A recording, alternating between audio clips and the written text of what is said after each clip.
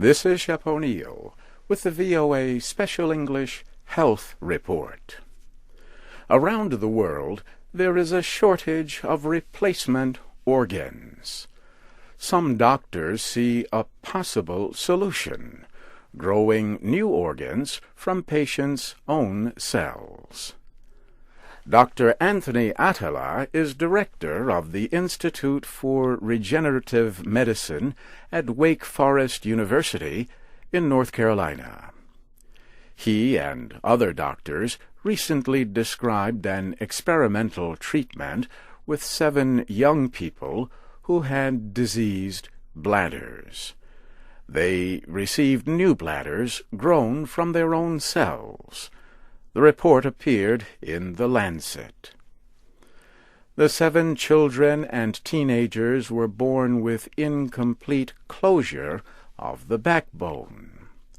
This disorder affected their bladder, the small organ that stores the body's liquid wastes. High pressure from bladder disease can damage the kidneys. Also, their bladders leaked urine as often as every 30 minutes. Dr. Attala began work on engineering bladders in 1990.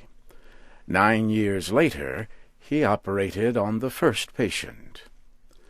The 7 patients were ages 4 to 19. At the time, he directed a tissue engineering program at Harvard Medical School in Massachusetts. For a century, doctors have used tissue from the intestines to repair bladders, but problems are common with this method. The engineered organs are grown from bladder cells and muscle cells taken from the patient. Through the process of culturing, the cells divide and grow in the laboratory. The cells are placed on a structural form shaped like a bladder. Cells are placed on top of cells on top of other cells. Dr. Attala compares the process to making a layer cake. The bladder is then warmed. The cells continue to grow until the new organ is ready. Doctors then remove part of the diseased bladder and attach the new one, still connected to the structure. The form is made of material that breaks down in the body. The body can reject tissue that comes from another person. In this case, since the tissue grew from the patient's own cells, there was no risk of rejection.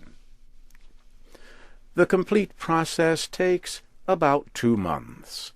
The doctors reported that the engineered bladders have worked well. The 7 patients must empty them through a tube, but the leakage problem improved, and most importantly, the dangerous pressure eased. In his laboratory, Dr. Attala is now working to grow 20 different kinds of tissues and organs, including hearts. This VOA Special English Health Report was written by Katie Weaver.